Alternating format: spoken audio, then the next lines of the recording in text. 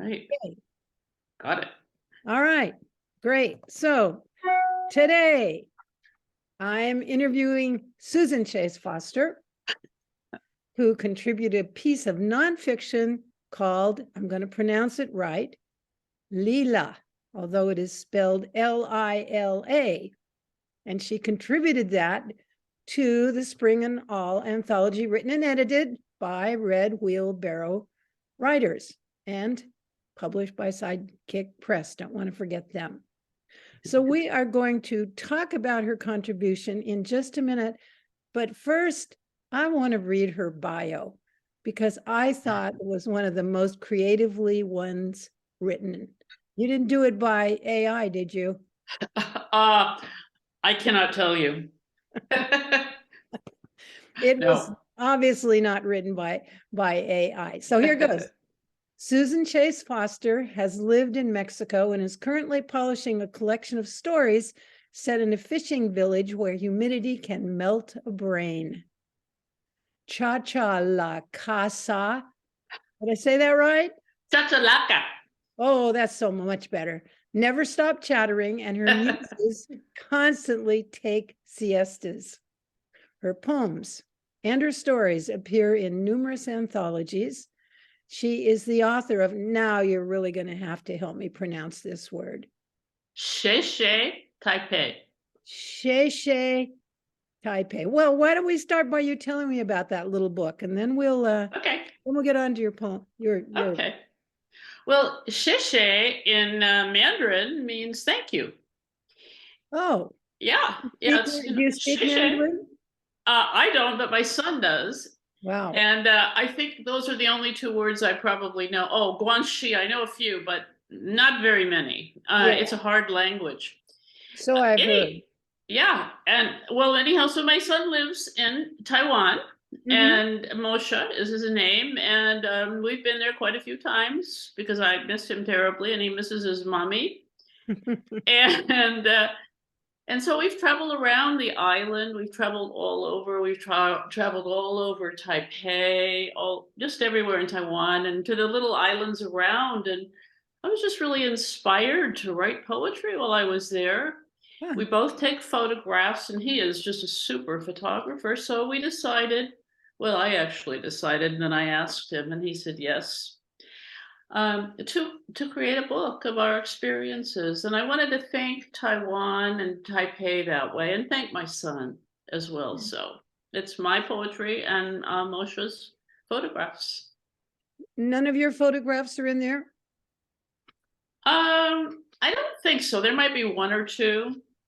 There might be one or two, but mostly they're his. I have just hundreds and hundreds and thousands of photographs, but I wanted to kind of give him that piece of it. So, well, it's a great. Actually, I have seen the book, and it's a great showpiece for both of you, for both your poetry and for his photograph, and it's beautifully done. So, thank you. That was a great project. Well, shall we move on to Lila? Lila. I have read it, but I want you to talk a little bit about how it came to be, because it's a very curious piece of writing. It is pretty curious, isn't it? Yes. Well, as I recall, we had just returned from Mexico, where we go oftentimes in the winter with our family, and COVID was amiss. And to stay sane, like everybody, we had to come up with some strategies. And one of the strategies that I involved myself in was just getting closer to nature, opening up even more than I had been. So I started going for sort of deep walks into forests. This is a journal that I did. I'd go into the forest, and then I would sort of write what I was experiencing. So I was doing what is called forest bathing, and in Japanese it's called Shinrin Yoku. Shinrin Yoku. And the idea is to go into the forest, and the emollients in the air and all the oxygen the trees are giving you and so on strengthens you and helps you to be able to sustain yourself during hard times.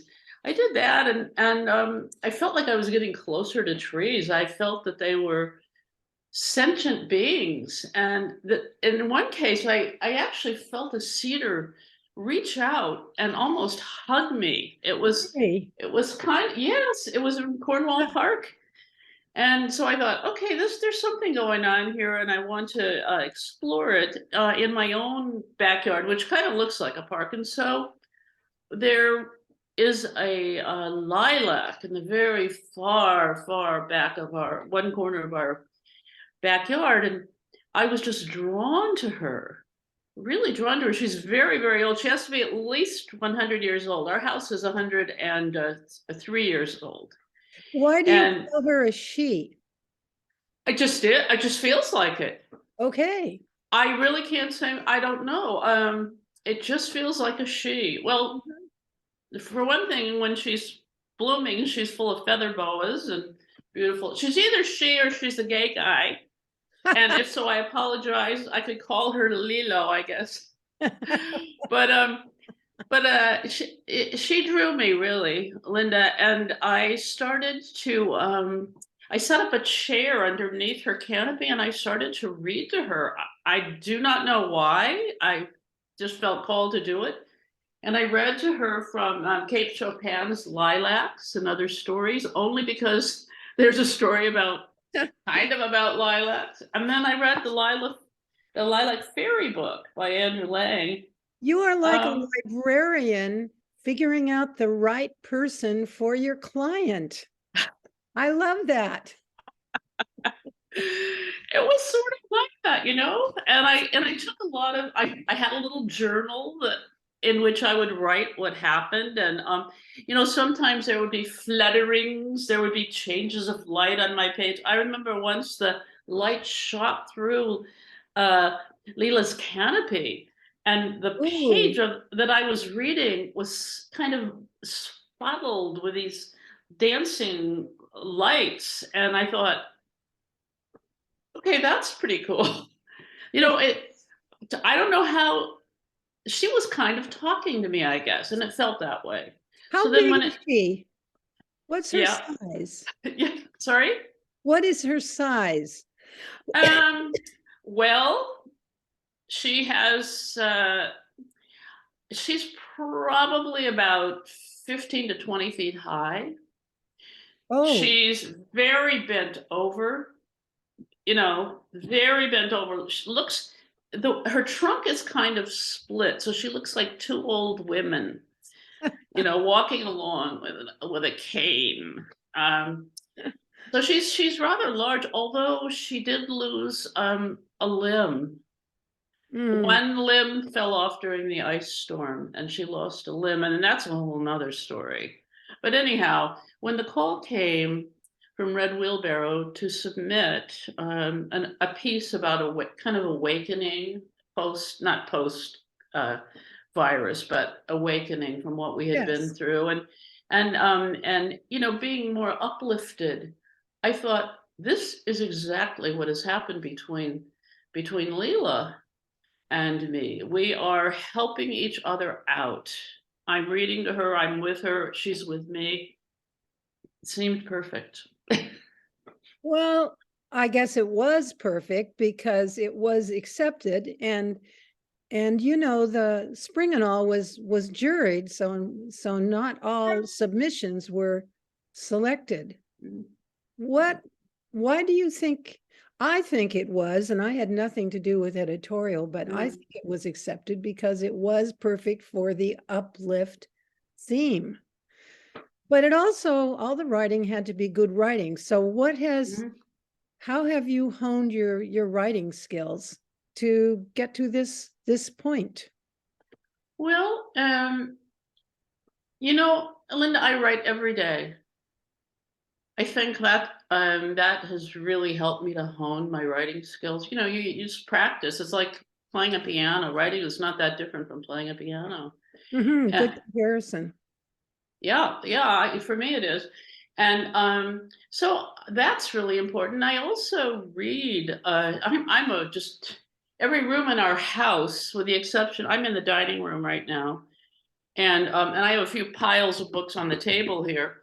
But every room in our house, including the bathrooms, are just loaded with bookshelves and books. Our art studio that we have in the back is just we have thousands of books, and my writing cottage is like that. So reading writers, other writers, has helped me not only to inspire me, but I mean to provide new language for me, new ways of looking at things. I've taken workshops. I took Poets on the Coast. I've done that as well, and I, I read books. I read some books on writing, not too much anymore, but mostly I just practice, I think. Mhm. Yeah. Have you written your entire life? Was that a part of your work world when you had a career?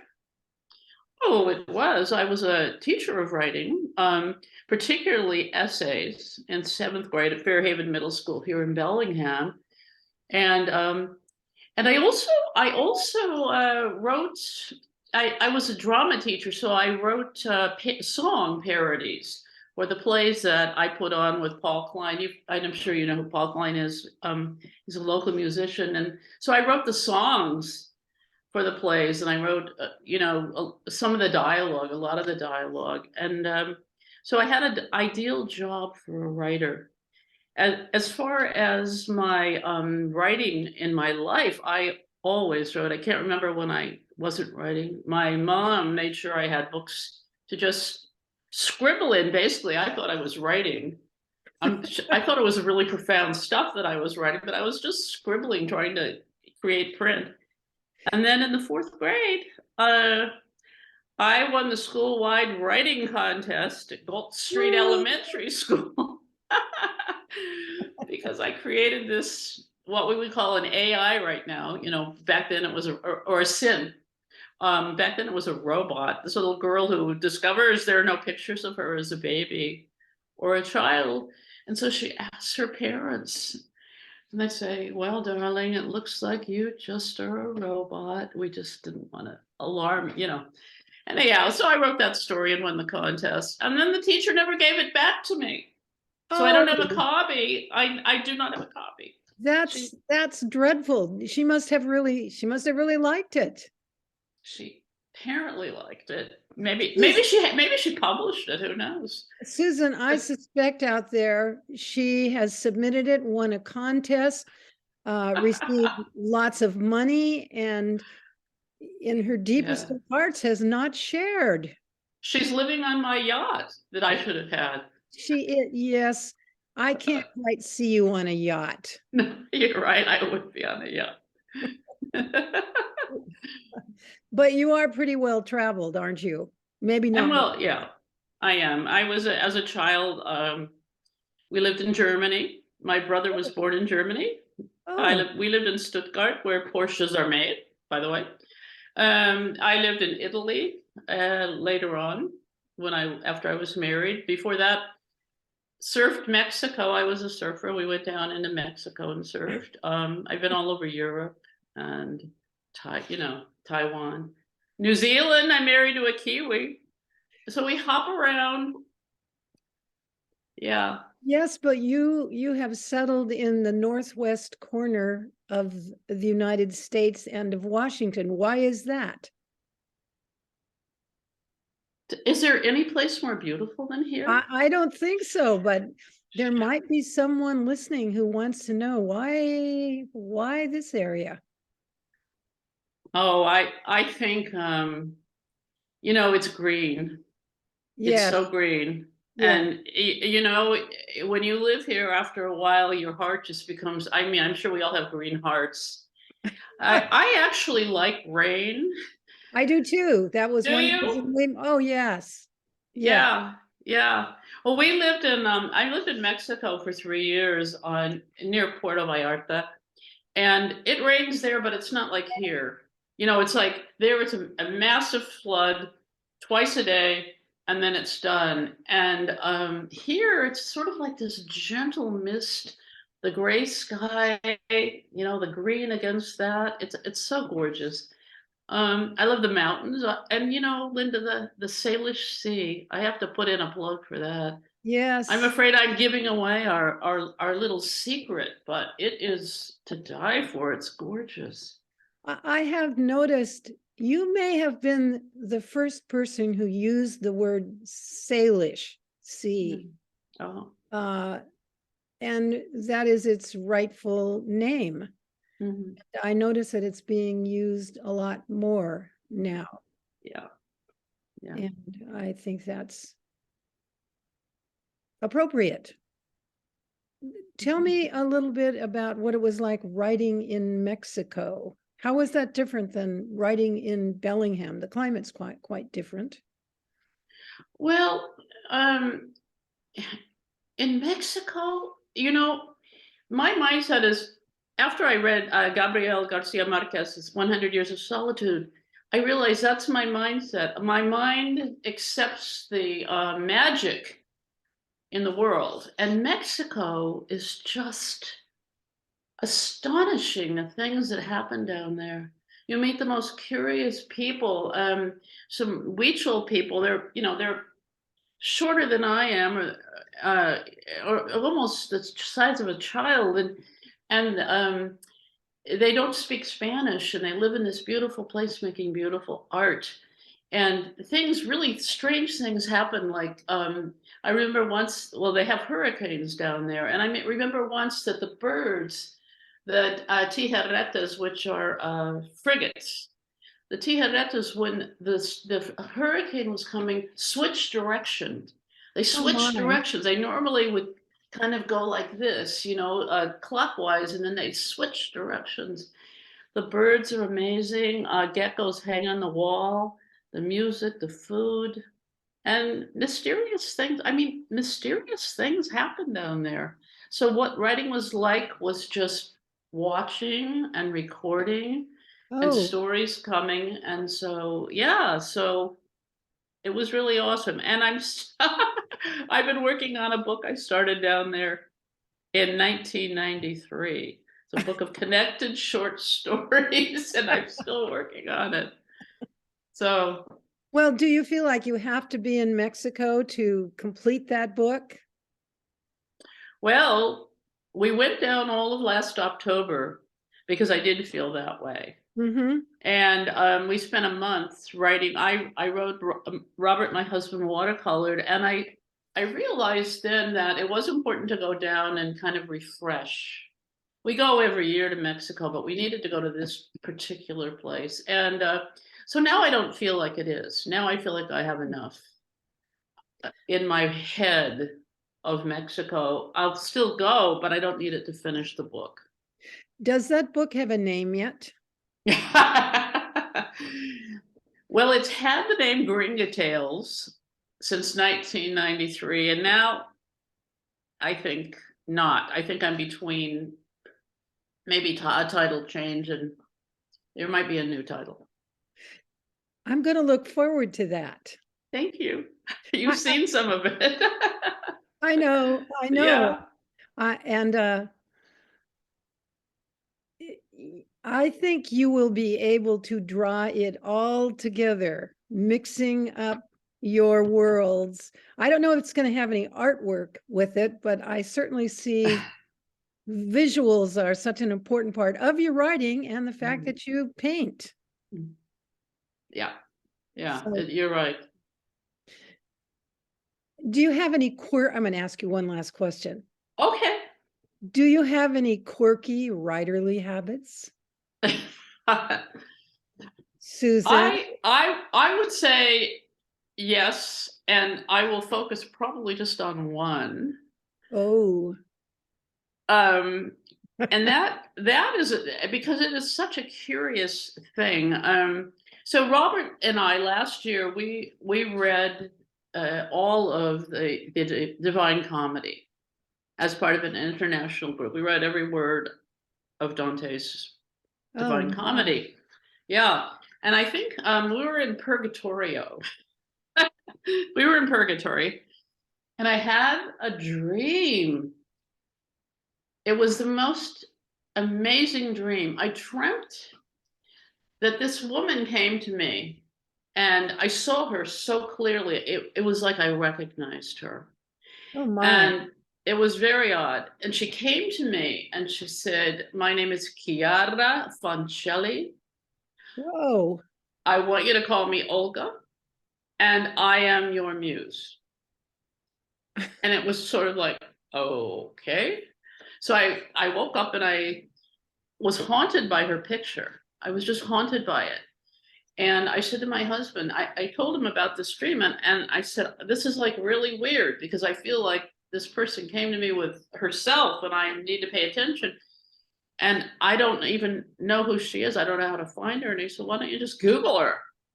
You know, that's practical Bob, right? So I did. I Googled her.